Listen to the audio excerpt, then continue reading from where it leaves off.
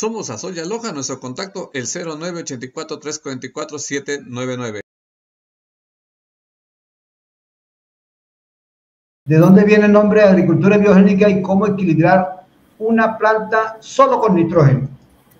Bueno, listo. La primera pregunta, ¿de dónde viene el nombre? De Mariano Montaño, con las debidas disculpas. Revisando el término orgánico que se ha venido utilizando últimamente, entonces había agricultura orgánica, productos orgánicos, pero resulta que haciendo análisis aquí del Ecuador, nosotros usamos cada año 387,000 toneladas de nitrógeno ureico o nitrógeno mal expresado, nitrógeno de síntesis en la agricultura. De manera tal que si alguien dice que hace un producto orgánico, en realidad no lo está haciendo, porque el producto orgánico significaría un producto que tenga nitrógeno natural, pero resulta que ya está contaminado con nitrógeno artificial. Por eso es que hemos decidido cambiar el nombre de orgánico a biogénico para separarlo como debe ser. Entonces, biogénico es una palabra que significa bio, vida, y génico, que genera vida. Nada más. De ahí viene y pues es creación de Mariano Montaño. Y bueno, por otro lado,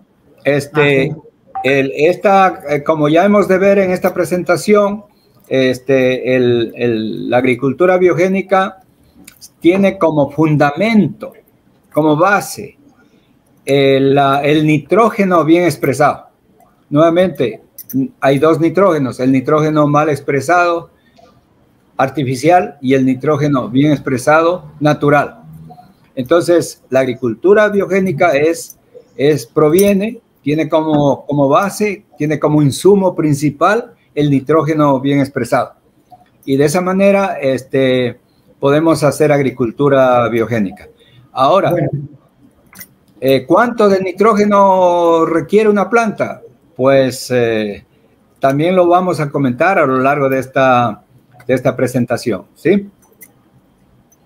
Bueno, lo que pasa es que las personas, nosotros, cuando escuchamos hablar solo del nitrógeno, creemos que la planta solamente, o que le estamos suministrando con el Azola solamente el nitrógeno. El suelo, por supuesto, que tiene en unas condiciones, me imagino, pues usted eso se lo va a explicar a la gente y la gente lo entenderá si los otros elementos están allí. Pero no sé si usted, le pregunto yo directamente, antes de comenzar un cultivo que va a ser trabajado de manera con Azola, hacen un análisis de suelo, para conocer qué faltaría en el suelo o cómo está el suelo, o si ya allí se crean condiciones para que el suelo libere todos los nutrientes que pueda liberar.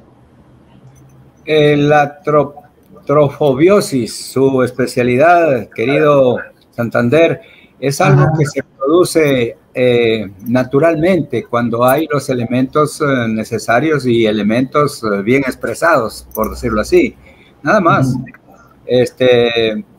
Yo voy a hablar en esta presentación de otra facultad de la naturaleza, que es la memoria. No solamente la materia y la energía, también la memoria. Y la memoria juega un papel quizá más importante que las otras dos. Ok, mire, comencemos mirando. Voy a pasar aquí unos videos que tengo especialmente para usted en el comienzo, para ir introduciendo el tema de la zona.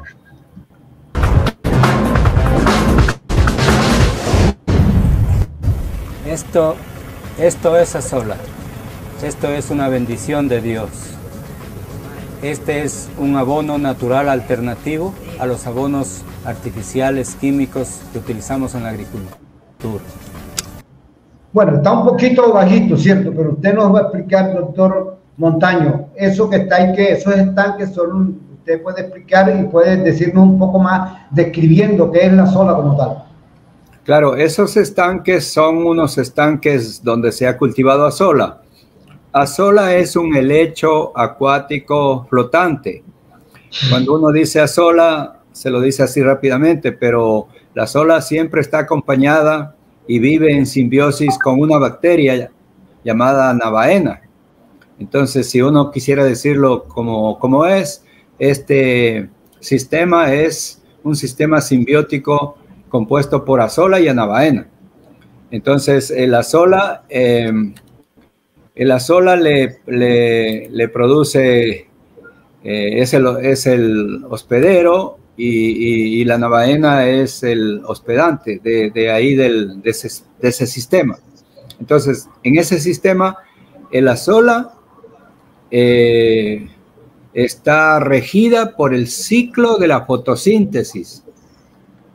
En cambio que la anabaena está regida por el ciclo del nitrógeno. Así que por lo menos 2 ciclos importantes de la biosfera están ahí unidos en la propia sola anabaena. El ciclo de la fotosíntesis y el ciclo del nitrógeno.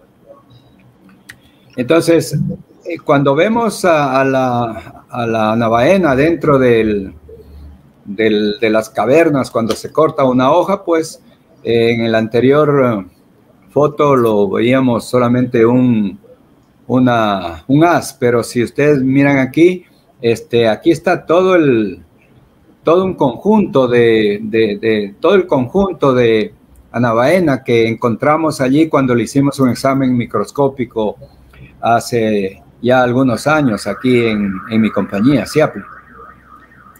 Esta es una foto exclusiva, única, que existe de anabaena en el Ecuador. Y entonces de aquí sale que tenemos nosotros dos nitrógenos, uno bien expresado que está representado en el azola y otro mal expresado que está representado en la urea. Para ir más lejos, estos dos nitrógenos han roto el segundo postulado de John Dalton, considerado el padre de la química, que decía que todos los átomos de un elemento son idénticos, y la verdad que no. El postulado tropical de 2018 indica que todo elemento puede tener 2 o más átomos diferentes, como el caso del nitrógeno. Hay 2 nitrógenos, uno bien expresado, natural y saludable, y otro mal expresado, artificial y tóxico. A propósito de eso, doctor Mariano, yo le preguntaba acá en Agrocultura Caribe sobre este tema del nitrógeno mal expresado, y él me decía que en última instancia la fertilización es una sola y es inorgánica. ¿Usted por qué no nos explica que si, o nos dice el meollo de estas cosas, cierto? A ver, si nosotros desmenuzamos un elemento, como por ejemplo el nitrógeno es nitrógeno finalmente como elemento específico, y solamente lo hace orgánico o inorgánico el hecho donde se encuentre. Si se encuentra en una planta, si se encuentra en el organismo, es inorgánico. Es orgánico. Pero si ese nitrógeno se encuentra en un mineral, en una tierra, en ese caso es inorgánico. Esa es la diferencia de decir orgánico e inorgánico. Más bien orgánico e inorgánico es decir en dónde está ubicado. Okay. Pero más allá de esta concepción está el tema que es nitrógeno bien expresado y nitrógeno mal expresado. Entonces pueden haber nitrógenos mal expresados, tanto orgánico como inorgánico. Y van a haber nitrógeno bien expresado, orgánico e inorgánico también, porque el rato que el nitrógeno fijado por la anabaena se convierte en nitrato y ese nitrato se fija al suelo, a una arcilla, allí va a ser un nitrógeno inorgánico, pero bien expresado.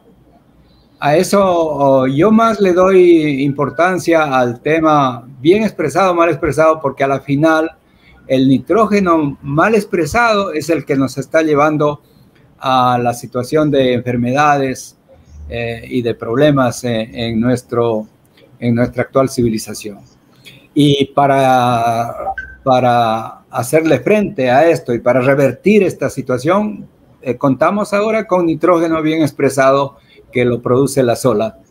y con ello podemos revertir la situación y conseguir salud.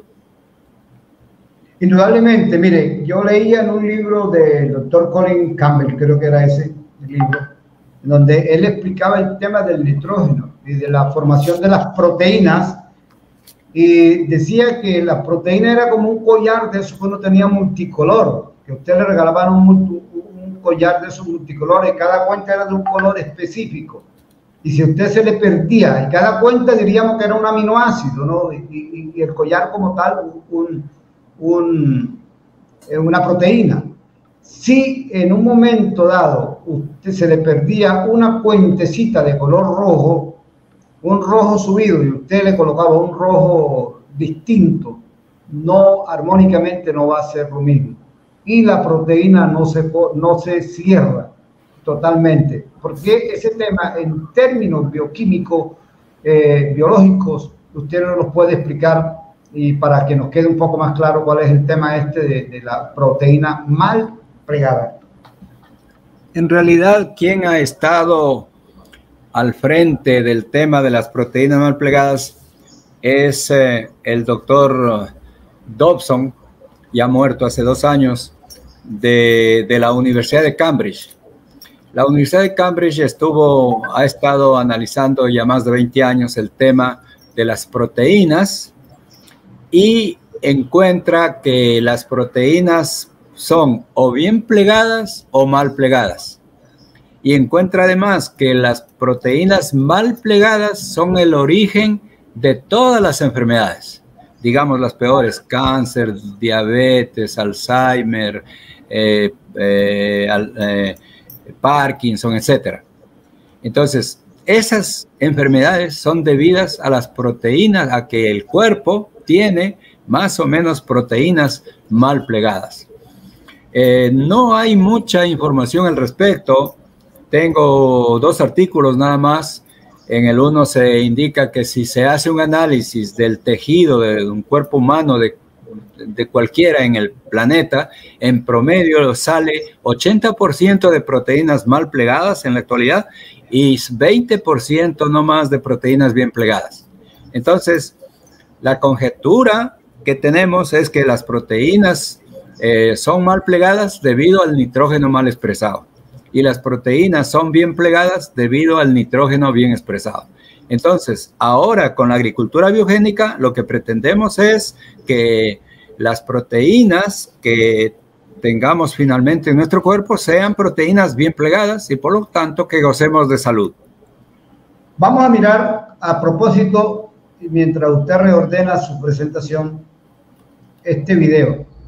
Les hablaré sobre las que son causadas por el mal plegamiento de las proteínas. A estas patologías se les conoce bajo el término general de amiloidosis, en las que los errores de plegamiento conllevan a la formación irreversible de agregados fibrilares insolubles, los cuales son llamados amiloides. Bueno, para entender mejor lo que es la amiloidosis, les hablaré un poco en qué consisten el plegamiento y el mal plegamiento de proteínas. Se dice que el plegamiento es cuando una proteína alcanza su estructura tridimensional, y de ello depende que la proteína sea funcional o no. Entonces, un mal plegamiento es el proceso inverso, conocido como desnaturalización de proteínas. Esta no es más que una cadena de aminoácidos sin su estructura tridimensional definida ni estable. En algunos casos, estos procesos de plegamiento y desnaturalización son reversibles.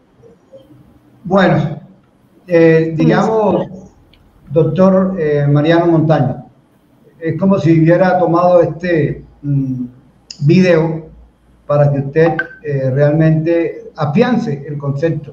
Entonces, este tema no es solamente decir proteínas mal plegadas, proteínas bien plegadas, sino la serie de patologías que a esto conlleva. Entonces, tendría que ser realmente una gran, ¿cómo digo yo?, una gran alerta para el mundo, en donde tendríamos que entrar a considerar qué tipo de nitrógeno estamos usando en la agricultura. ¿Es o no? Claro, en realidad el secreto, la llave de la salud está en las proteínas bien plegadas.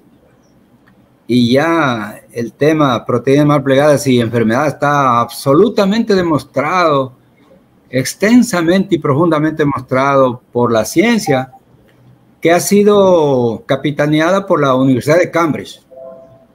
Así es. Entonces, está clarísimo eso.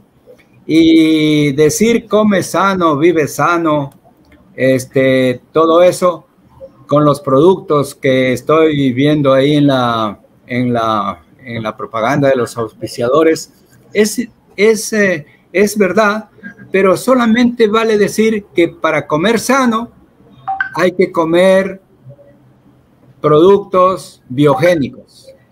Eso es sano. Comer sano significa que el nitrógeno de esos productos sean nitrógeno bien expresado. Y comer sano significa que las proteínas de esos productos, la carne, por ejemplo, del pollo, del huevo, de lo que sea proteína bien plegada. Y al revés, no es sano.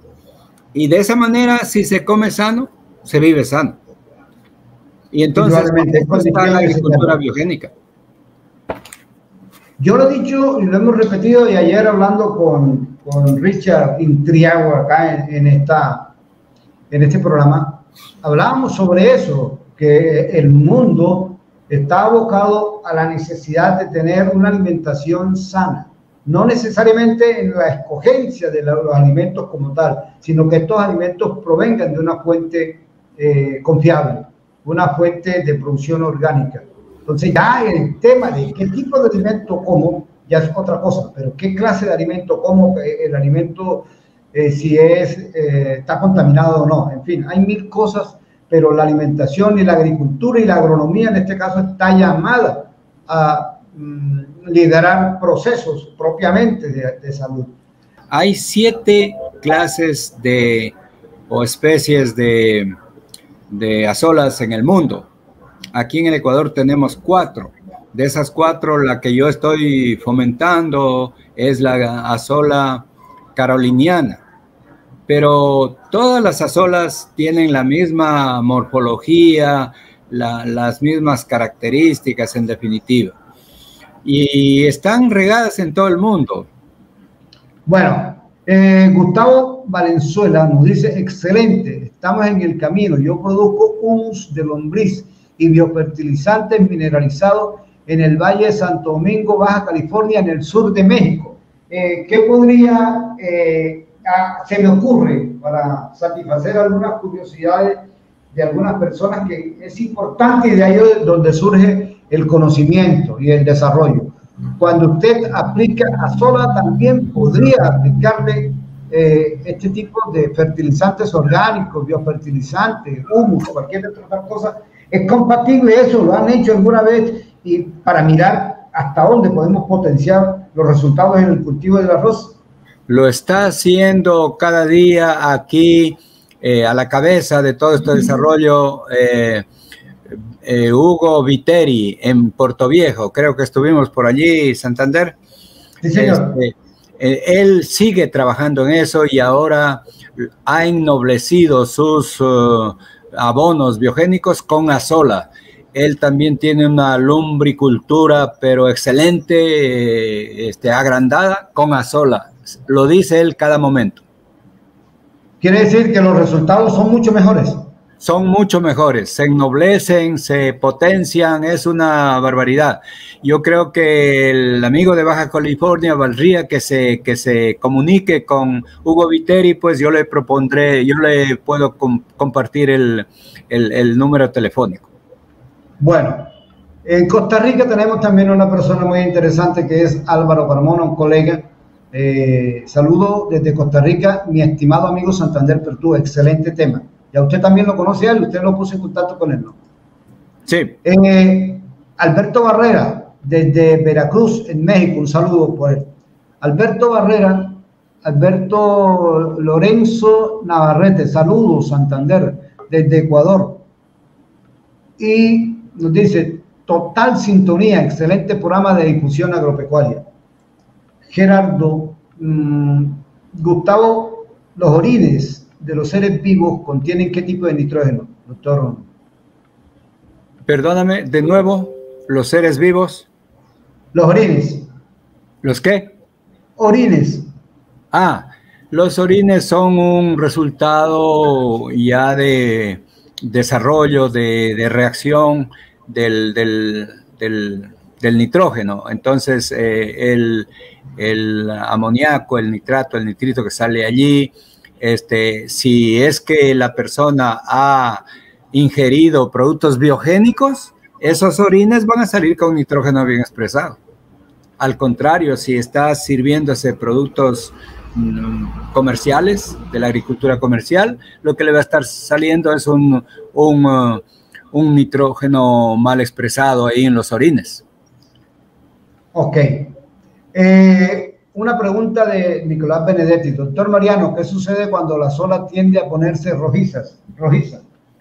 La sola se decía la literatura científica que la sola se ponía roja por el sol, por la incidencia de la radiación solar. Por eso que nosotros en nuestros proyectos hacíamos, cuando podíamos, cubríamos con sarán al 50% y evitábamos que se vuelva roja la sola. ¿Pero en el asolario o en el cultivo? No, en el asolario. En el cultivo ya es, pues si se cultiva en medio del arroz, el arroz le da sombra, entonces ahí hay una tribiosis, hay una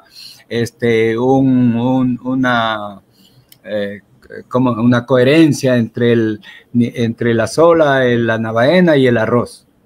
Pero nosotros descubrimos también en nuestros estudios que la sola se vuelve roja debido al nivel de nitrógeno en la solución. Entonces hay un nivel que si se pasa, enseguida se vuelve roja la sola. Pero de nuevo, la sola aún roja tiene las mismas características. Más aún, si se puede, se podría aplicar a sola roja cosmética, porque lo que tiene son antocianinas, que son pues colorantes naturales, específicos para la cara, para los labios, en definitiva. Ok, puede seguir, doctor, después enlazamos nuevamente con el público que está acá. Ya, no sé si están mirando un arrozal. Sí, señor. Y en medio del arrozal se ve la sola, unas franjas verdes ahí en mitad del arroz. Esto justamente es en los arrozales de Hugo Viteri, en Portoviejo. Entonces, miren ustedes que cuando se coloca a sola a crecer allí conjuntamente con el arroz, entonces ya no se necesita ningún fertilizante. Y entonces hay ahorros importantes, por un lado. Por otro lado, se mejora la calidad del arroz, porque el arroz sale biogénico. Y por otro lado, se mejora la calidad del suelo, el suelo queda mejorado. Y hay mejoras también porque no crecen malezas, ya que la sola cubre el espejo de agua. Esas son algunas ventajas de la sola para utilizar. Ahorita me están contactando del Ministerio de Agricultura porque dicen que ya quisieran aplicarlo a los arrozales del Ecuador. En los arrozales del Ecuador, por cierto, si todos los arrozales del Ecuador, que son 400,000 hectáreas, podrían intercultivarse con azola, de allí podríamos obtener todo el nitrógeno que requiere la agricultura, la ganadería y la acuicultura del Ecuador. Interesante. Bueno, mire, yo tengo algunas preguntas, pero acá también hay algunas inquietudes y vamos a aprovechar. O sea, en todos los arrozales, o sea, no hay problema en la cantidad. Solamente es cuestión de decidir y decir, hagámoslo. Pero no es porque lo voy a yo comentar por aquí que ya usted lo puede hacer. Ha habido gente que piensa eso, que ha estado en una conferencia mía y se entusiasta, dice, lo hago, y me pide, incluso yo en mis conferencias a veces llevo semilla, les entrego y lo llevan, ¿no? Y al rato ya están quejándose que se murió la semilla. No, no es así. Esto tiene ciencia, tiene técnica, tiene tecnología y tiene presupuestos para hacerlo. Bueno, sí, señor, así es cierto. Irland Pava coloca urea. No sé cuál sea la lectura que le podamos dar a la palabra urea, que sería, usted tenía unas cifras extraordinarias sobre la cantidad de urea, nitrógeno, que se importaba o que se importa en el Ecuador, y lo cual pudiese ser una economía para los países latinoamericanos en la medida en que, yo no voy a decir que todo se haga en un solo, como soplar y hacer vidrio. Las cosas son un proceso. Pero bueno, esto se lo voy a enlazar con otra pregunta. Cuando usted, como veíamos ahí en el Guaya, una persona siembra 10 hectáreas o 5 hectáreas, 8 hectáreas, ¿cuánto tiene que hacer de asolario, el germinador de la sola y la multiplicación de la sola? ¿Cuánto tendría que producir por cada hectárea? ¿De qué cantidad es el asolario? De nuevo, esto requiere un estudio técnico, económico, in situ y a la medida. Pero en términos muy generales, ustedes pueden chequear mis informes al Banco Mundial, por ejemplo, donde está puesta la tecnología. Ahí se indica que uno, si tiene 1 hectárea, hace un asolario de 100 metros cuadrados. Hay una esquina del arrozal. Y cuando ya hemos trasplantado el arroz, después de 20 días se abre la compuerta del asolario y se lo deja que la sola cubra todo el arroz. En un mes ya tiene todo el nitrógeno necesario para esa hectárea. Bueno, entonces ahí diría yo también que vendrían, porque se supone que son arroces en piscina, los cuales han tenido un trabajo similar que hacen en cada zona, con fangueo, no sé, en fin, pero ponen el agua, y para hacer algunas labores, doctor Mariano, suele en Colombia, en la tecnología, suele drenarse. Acá ya no necesariamente tiene que drenarse el arroz, o se puede drenar y queda cubierta la superficie del suelo antes que el arroz haya cerrado, por supuesto, queda cubierta con el azola, y posteriormente se le puede ubicar agua nuevamente, y el azola nuevamente vuelve a estar por encima del agua. Eso imaginándomelo yo, porque no lo vi así de esa manera, porque nada más fui un solo día, pero esa práctica se puede dar de esa manera. Así se da en realidad. La tecnología de la producción de arroz es igual en Colombia que acá, y pues se tiene que primeramente inundar, fanguear, etcétera. Luego, cuando ya trasplantas arroz, lo que hace es drenar el agua para que no se ahogue el arroz ahí. Y entonces, mientras tanto, has hecho el asolario a un lado. Ya te digo, si vas a cultivar 1 hectárea de arroz, haces un asolario de 100 metros cuadrados, mientras que la hectárea es 100,000 metros cuadrados, perdón, 10,000 metros cuadrados. Entonces ya ve la diferencia. Pero el asolario está con agua, por cierto, y el arroz está drenado, está seco. Pero cuando ya va creciendo el arroz, le metes agua para que tenga una lámina de 5 centímetros, etcétera, y ahí ya le dejas que la sola a los 20 días se meta al arrozal. Y ya de ahí el arrozal permanece inundado, la sola crece horizontalmente, mientras el arroz va creciendo verticalmente. Ok, mire, acá por el interno, porque tenemos aquí a José Carrera, pero él no tiene abierta su cámara, y también tenemos a José Patiño, pero vamos a darle curso a lo que ellos dicen. Saludos desde Guayaquil, Ecuador, agricultura biogénica. Ese es José Carrera. José Carrera dice: la aplicación de azola en programas agroecológicos como lombricultura, compost, bioles, se repotencian y dan una nutrición salud completa al cultivo. los invito a ser parte del mundo de la agricultura biogénica. Dice, en mi caso de cacao y musácea, todo un éxito. Gracias por esta información a José Carrera. Vamos a ver. Ahí está José Carrera. Sí, se ha estado y creo que lo está siguiendo José Carrera. Siempre él nos está siguiendo. Saludos Mariano, saludos Santander desde Ecuador. Un abrazo a todos. Bueno, gracias. Sí, señor, interesante. La verdad es que agradecemos su aporte y vamos a seguir. Me gustaría que le escuchemos un ratito a José Patiño también, que es coordinador de Santa Elena Biogénica.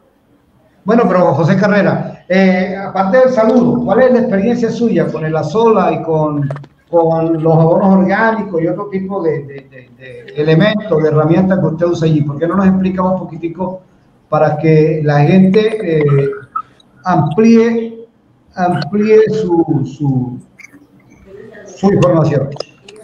Buenos días. Bueno, para reforzar la información de Mariano, yo tengo cultivos que no están en agua, como el caso de plátano y cacao. Entonces, ahí la idea es reforzar Azola, porque tú Azola no podrías trabajar de esa manera como en arroz. Lo que hemos hecho es armar nuestros azolarios, tal cual lo refiere la información de Mariano. Hemos hecho nuestros azolarios y hemos reforzado los programas agroecológicos con los cuales vengo trabajando hace unos 15 años. Aplicamos Azola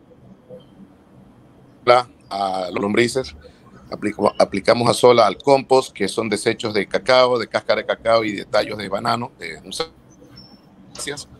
Azola a los violes, y todo ese conjunto empezamos nosotros a nutrir al cultivo, sea en forma de lixiviados, como sea en forma de violes, o como sea en forma de, a nivel edáfico, del caso del compost y del humus de la lombriz.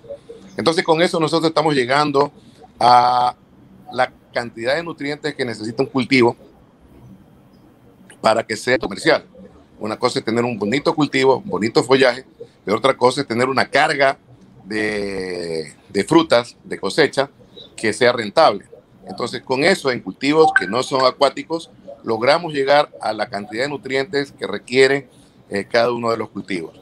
Azola, si fuese Azola solo, tendría que tener toneladas y toneladas de Azola, que en el caso mío no lo puedo hacer, mis suelos son francos, pero una vez que agregamos Azola al resto de componentes biotecnológicos que acabo de mencionar, nosotros estamos haciendo un programa completo. Yo hace ya 4 o 5 años no tengo preocupaciones de nada, ni dolores de cabeza, ni decir qué aplico ahora, por Dios, y ahora mañana qué aplico, cómo lo hago. No, va al programa y sencillamente eso es lo que hace Agricultura Biogénica. Y un abrazo a Mariano por tu aporte. Muchas gracias a usted, José. Pero bueno, le pregunto, antes de terminar su participación, el comportamiento fitosanitario de los cultivos, ¿cómo es? El comportamiento fitosanitario, bueno, hay la ley del mínimo. En la ley del mínimo, pues, en este caso no cabe, porque todo está completo, no hay fuga. La planta, una vez que, recordemos que Azola es un excelente secuestrante, ¿sí? Por ser secuestrante, es un quelante. Una vez que quelata todos los elementos nutricionales, minerales que tienen cada uno de los componentes que acabo de nombrar, las biotecnologías, lombricultura, compost, violes, una vez que secuestra esas moléculas por nutrigenómica, ojo, por nutrigenómica, entra a la célula de la planta, directo a la mitocondria, la refuerza y le genera energía, le genera salud, le genera resistencia. Usted puede tener las plagas que quiera y el cultivo suyo, con esa nutrición a base de Azola y otros elementos, va a tolerar tranquilamente. Es obvio que va a haber ciertas plagas. Usted no va a tener nunca 0 plagas ni 0 maleza, pero Azola las va a tolerar, las va a soportar, como quien dice, como cuando uno le da un catarro y sigue vivo y sigue productivo. Eso es lo que pasa en nutrición biogénica. Esa es la verdadera trombiosis implementada allí en su cultivo. José, muchas gracias. Así es. Muy importante. A la orden. Saludos, Mariano. Ok, muy bien. Vamos a tener entonces a José Patiño. ¿Qué tal, José Patiño? ¿Cómo está? Encienda el micrófono, Pepe Patiño. Ponga el micrófono. Exacto. Ya. No. A ver, de nuevo. Ya. No. De nuevo. Ya. Ahí. No. Ahí. No. Ahí. No. Hecho. Ahí. Muy bien. Buenos días, amigos Santander. Buenos días, doctor Mariano. Un gusto y muchas gracias. Bueno, muy bien expresado, pues, con los antecedentes del doctor y de Pepe Carrera. Yo quiero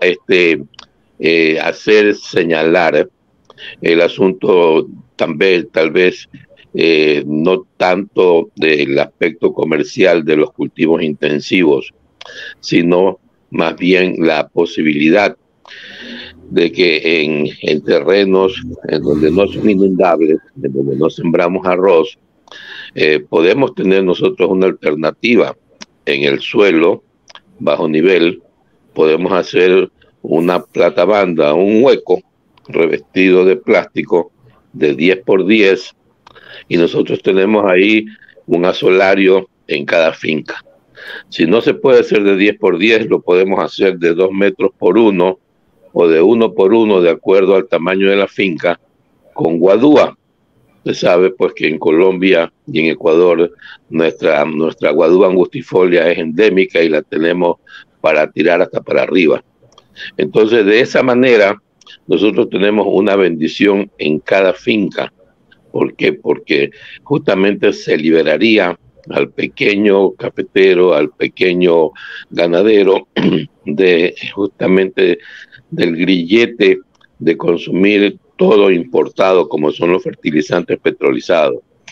Además, esta biomasa que se produce en estos asolarios normales retirados en el campo profundo genera un potencial de nutrición, porque esa azola no solamente la utilizamos para fertilización, la utilizamos para nutrición de nuestras gallinas, para nutrición de nuestros cerdos, para nutrición de nuestro ganado, de nuestros caballos.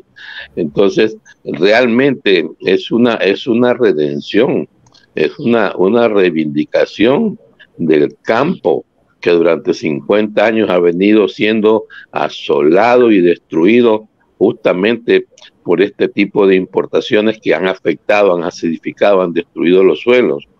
Además, Santander, para la parte social, nosotros pues justamente en la zona baja de acá de la cuenca del Guayas, con Mariano pues estamos haciendo la primera fábrica extractora de azola, justamente para proveerle a las fábricas de balanceado un sustituto para que no importen más las 3 millones de toneladas de transgénicos que se importan todos los años en el Ecuador, de trigo, soya y maíz para ser balanceados para los caballos, para las vacas, para los camarones, para todo.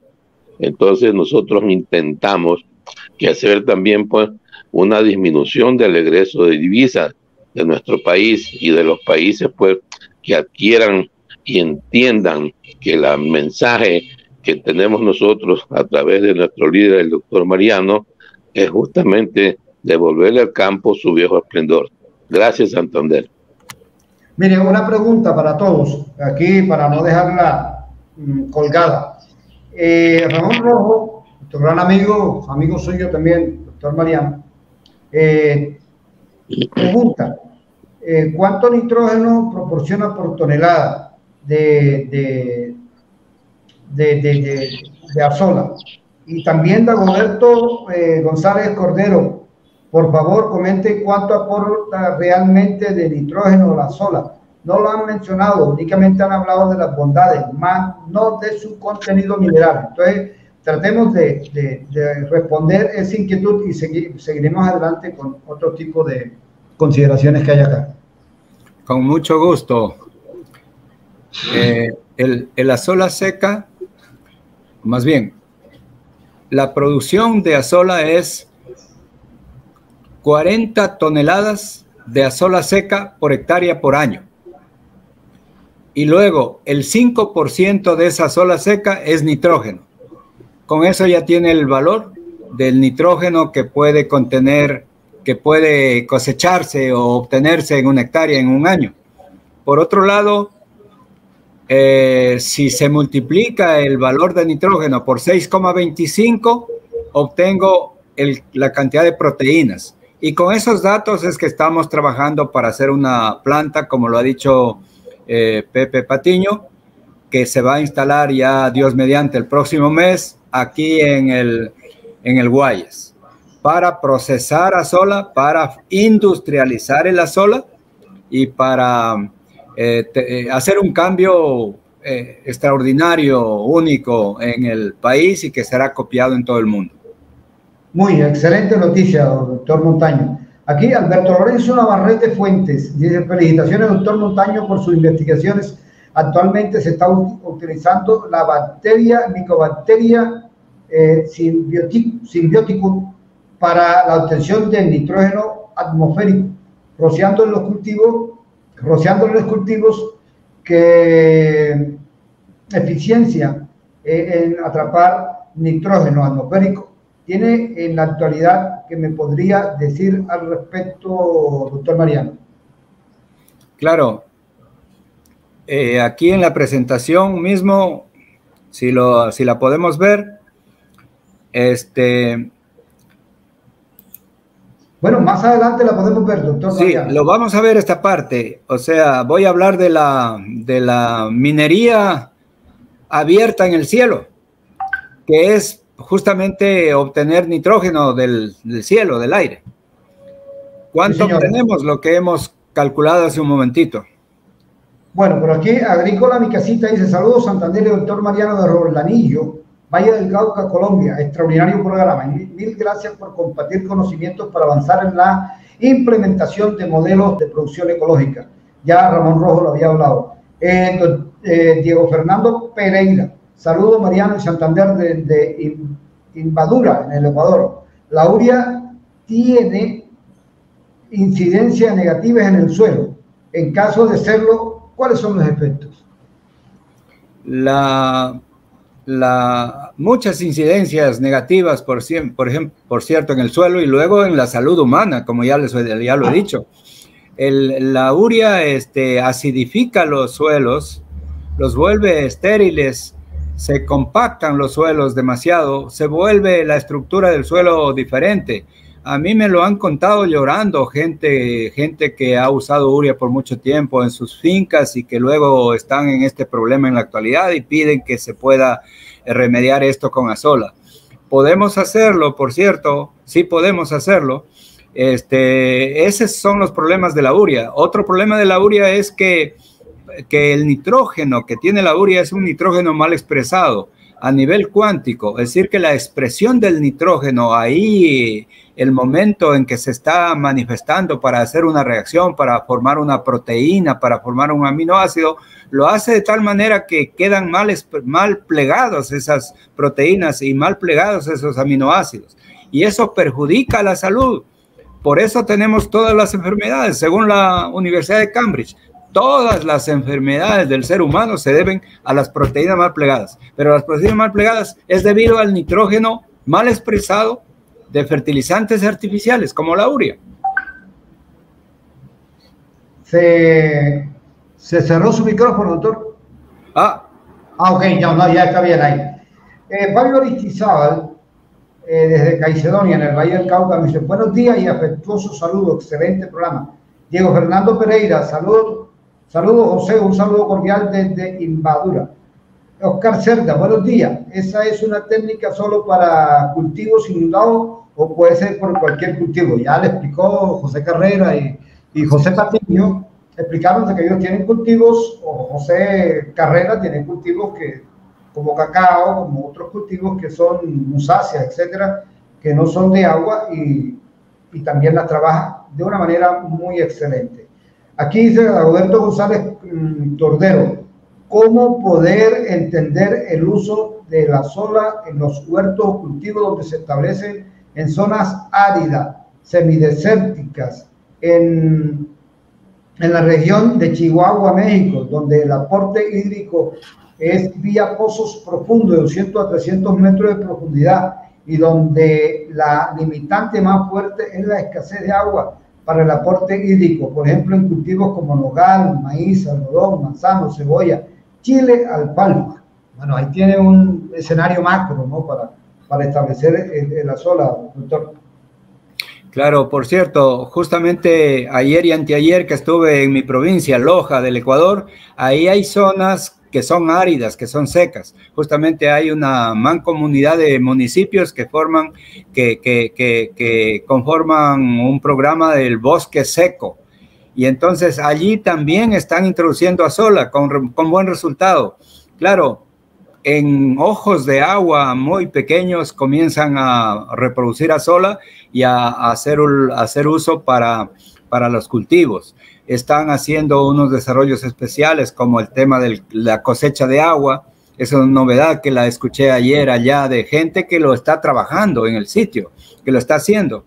Y pues todo eso, o sea, sí se puede en realidad. Lo único que tenemos que tener en cuenta es que con un nitrógeno bien expresado, la naturaleza recobra su memoria. José Carrera no se ha ido todavía. Bueno, ojalá que se quede ahí un momentico porque de pronto pueden surgir algunas inquietudes con él.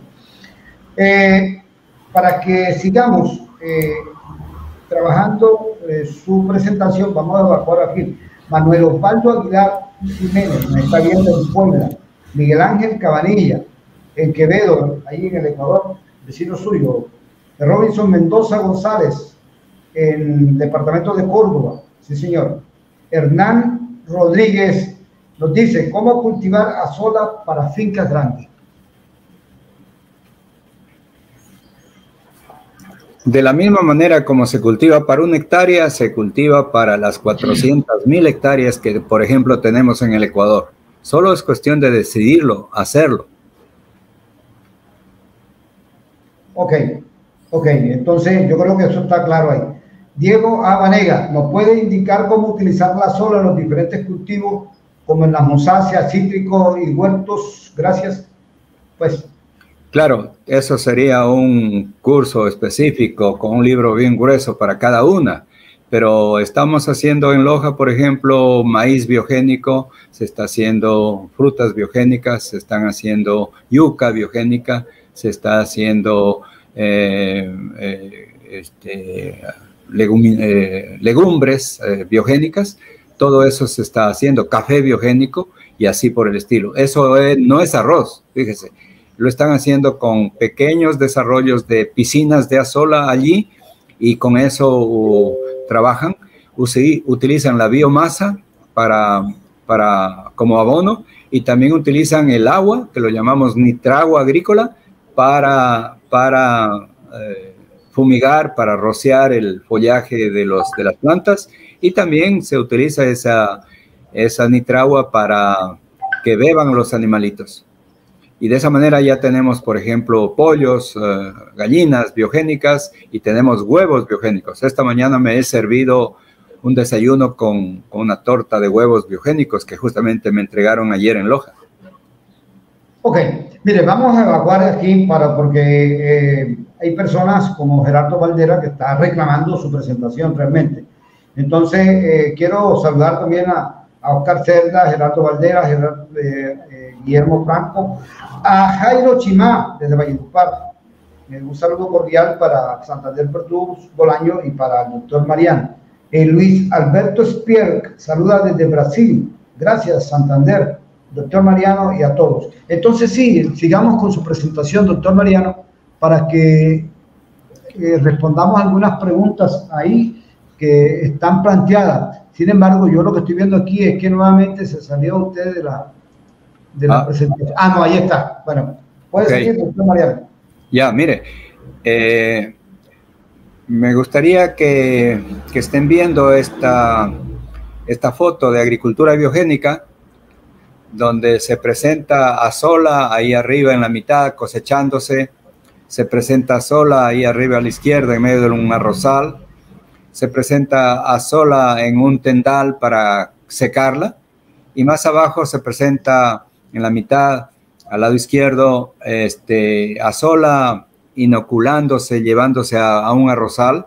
En la mitad, dos plántulas de banano, una con el mejor sustrato que tenía la empresa y otra con Azola a la derecha. ¿Ya ven la diferencia? Y a la derecha unas hortalizas, unos vegetales sembrados con Azola, limones ahí abajo sembrados con Azola, un pasto que era un erial, era un sitio de cascajos, no había nada ahí, pero como había cerca un azolario, entonces el agua que iba regándose allí produjo este pasto que se ve allí. Y finalmente, pues acá también cosechando arroz biogénico en alguno de los proyectos que llevamos a cabo. Aquí mostramos, en cambio, ganadería biogénica. En la parte superior, una prueba para la palatabilidad de estos productos, de estos mezclas de Azola con otros materiales para los ganados sin problema. Ellos están comiendo al punto que nos reclamaban, ¿por qué no me dan más? Al lado derecho, una famosa foto que es de unos patos en un estanque lleno de Azola, y ahí viven los patos y comen ahí todo el tiempo. Esa foto está en el web de Azola Foundation de Inglaterra, del doctor Jonathan Buhack. Ahí abajo, pues a la izquierda, gallinas sirviéndose Azola, más abajo cuyes sirviéndose Azola, el peso de un pollo biogénico, chanchos, cerdos sirviéndose Azola, a la derecha inclusive un cerdo que siempre estaba allí al lado del azolario. Cuando le tocaba por reloj su almuerzo, iba al azolario y se servía. Esto para mostrarles de alguna manera, porque hay muchísimas evidencias, muchísimas fotos sobre ganadería biogénica. Por cierto, la carne, por ejemplo, del pollo, la carne del cerdo, la carne es exquisita, es diferente. Es algo especial. Y el arroz biogénico, bueno, hemos hecho también acuicultura biogénica. Este momento, por ejemplo, Hugo Viteri en Portoviejo está cultivando tilapia en las propias estanques de Azola. Le va muy bien y mucha gente está ya iniciando esto. Aquí también muestro que con el Azola se regeneran los suelos, se mejora la estructura de los suelos y eso. Aquí también, ¿cómo se relaciona la agricultura biogénica con la salud? Primeramente, pensemos que nuestro cuerpo tiene 65% oxígeno, 10% hidrógeno, 18% carbón y 3% de nitrógeno. Esto ya suma 96%. Los demás elementos forman el 4%. Pero bueno, todos los elementos son naturales, menos el nitrógeno. El nitrógeno desde hace 108 años es un nitrógeno artificial, producido por la fábrica, producido por una fijación química entre el nitrógeno y el hidrógeno. Y entonces este nitrógeno artificial es el que está dando cabida a la agricultura, a esa famosa revolución verde propiciada por Borlaug, que recibió el premio Nobel, etcétera, y que ahora nos está produciendo grandes inquietudes, nos está produciendo grandes preguntas, porque estamos viendo que la salud de la humanidad está quebrantada. En realidad, cuando nosotros revisamos los elementos en su estructura básica, conocemos que hay electrón, que significa materia, hay fotón, que significa energía, pero también hay memoria, que es la interrelación fotón-electrón. Y eso es muy importante tenerlo en cuenta. De hecho, en el año 2001, el doctor Francisco Indurain fue cabeza de grupo en el CERN para este descubrimiento. Se pensaba que el electrón en su camino era impactado con un fotón en la parte A, o que el electrón emitía un fotón en su parte B y que esos eran fenómenos independientes. Pero no, en realidad en la figura C lo que se ve es que el electrón en su camino en un momento dado emite un fotón y luego lo recibe a ese mismo fotón, al punto que Francisco Indurain concluye diciendo que el fotón y el electrón forman una pareja inseparable. Entonces eso nos hace pensar que el nitrógeno que pasa por el proceso Bosch-Haber emite fotones, los cuales se desbocan, y en ese desbocamiento consiguen una expresión diferente, y cuando regresan al camino del electrón, del nitrógeno, ese nitrógeno ya está mal expresado, y ese nitrógeno se sigue utilizando en la agricultura, entra a nuestro cuerpo y daña nuestra salud por el nitrógeno mal expresado. Entonces, pues las proteínas, como se ven aquí, formadas de diferente manera, al estar bien plegadas con nitrógeno bien expresado, que se ve aquí, allí donde está el pato, que es una azola natural de Galápagos, o se ve la azola a la derecha que se reproduce en el arrozal, pues esas azolas están produciendo nitrógeno bien expresado. Con ese nitrógeno bien expresado, los productos que se formen darán como resultado proteínas bien plegadas y por lo tanto salud. Ese es el efecto de la agricultura biogénica en la salud. Por otro lado, cuando el agua normalmente contaminada de los efluentes de la misma agricultura, de la ganadería, de los centros urbanos, de la industria, el agua pasa por la tribiosis, pasa por el sitio donde se está cultivando arroz y azola, entonces se limpia y se enriquece la calidad del agua, en este caso de los ríos Daule, Babahoyo y Guayas, y del Golfo de Guayaquil. Esta es una ventaja increíble. Ya hemos calculado unos valores astronómicos que eso significa de mejora en el campo económico de esto. Es otra de las ventajas de tener azola incorporada a los arrozales. Los arrozales están por este sector, es agua enriquecida, mejorada, viene al estuario del río Guayas y al Golfo de Guayaquil y se mejora todo. Se mejora la agricultura, se mejora la pesca, se mejora la industria camaronera, todo se mejora. Se vuelve productos biogénicos lo que se tengan. Y finalmente el agua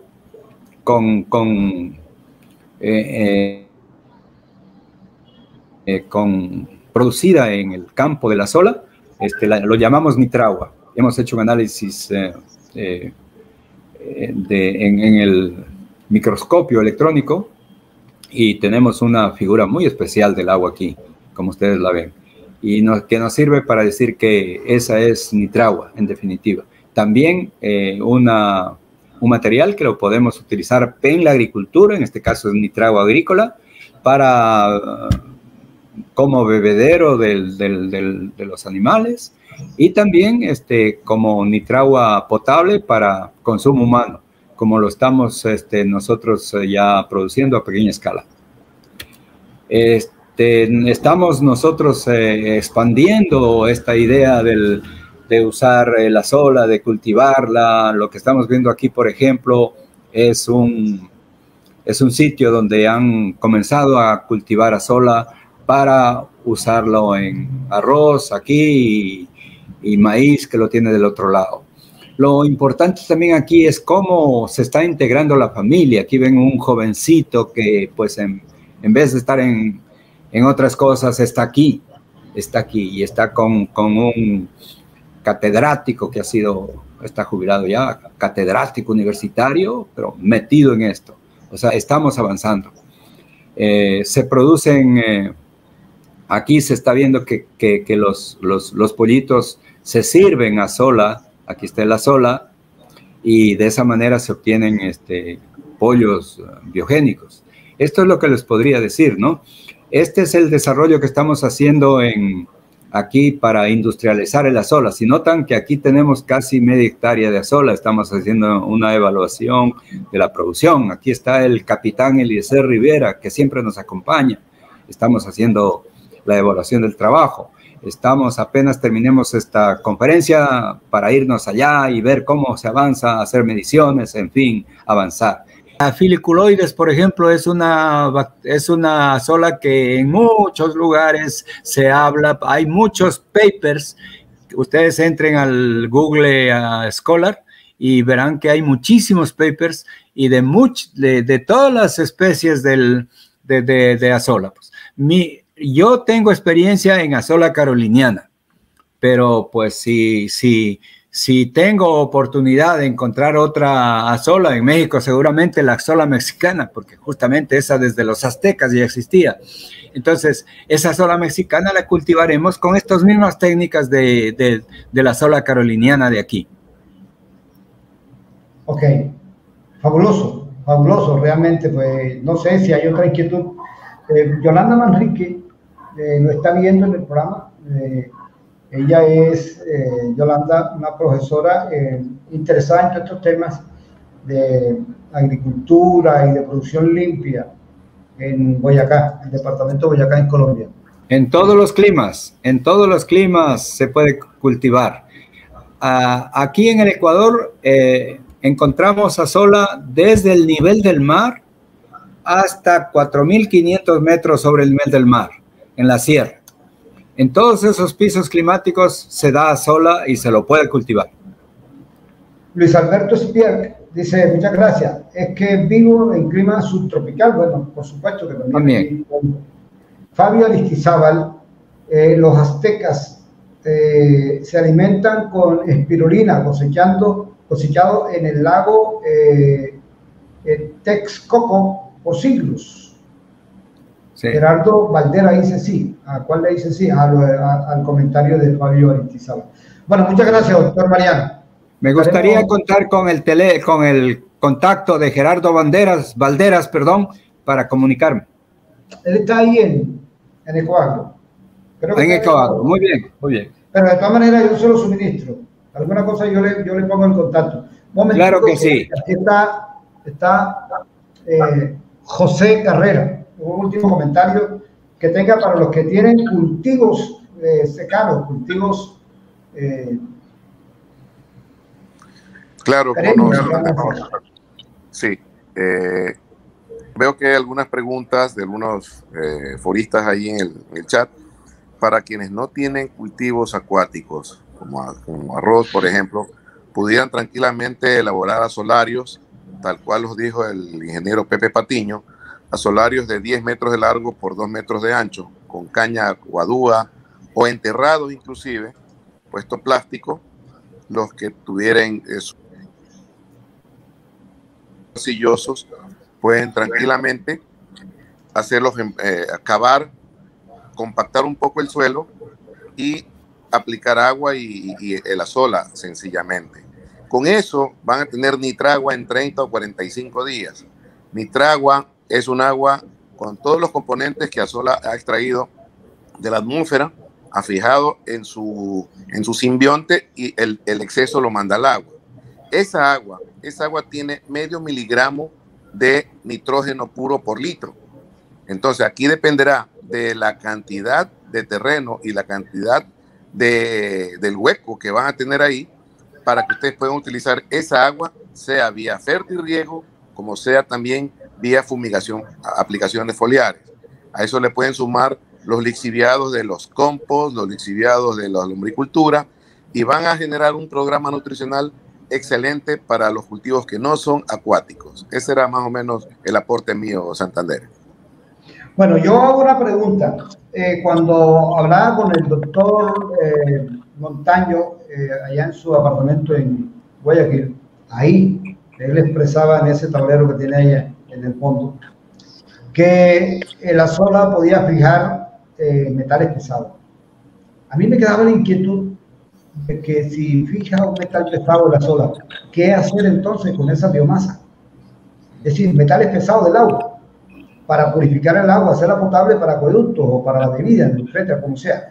Pero yo decía, oye, ¿qué hacemos con el metal pesado? Esa pregunta la planteé yo hace poco, me decían de que entraba a ser parte del plan molécula, en donde ya él no quedaba de manera elemental que pudiera ser perjudicial. ¿Usted por qué me podría ampliarnos esa inquietud?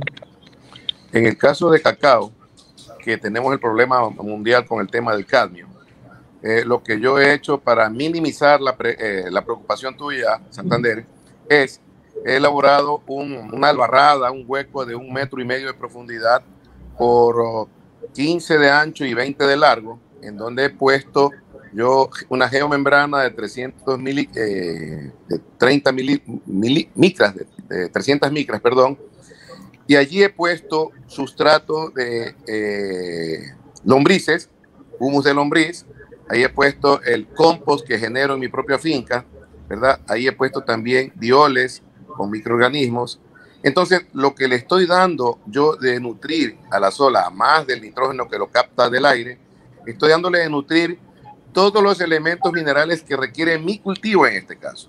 Estoy obviando todo lo que Azola pudiera, por su naturaleza propia, extraer del suelo. Entonces, yo le estoy dando nutrientes que yo necesito o que considero debe tener el cultivo de cacao para evitar todo lo que sean metales pesados y especialmente el cadmio, que es el que está ahorita en tela de dudas con los países cacaoteros.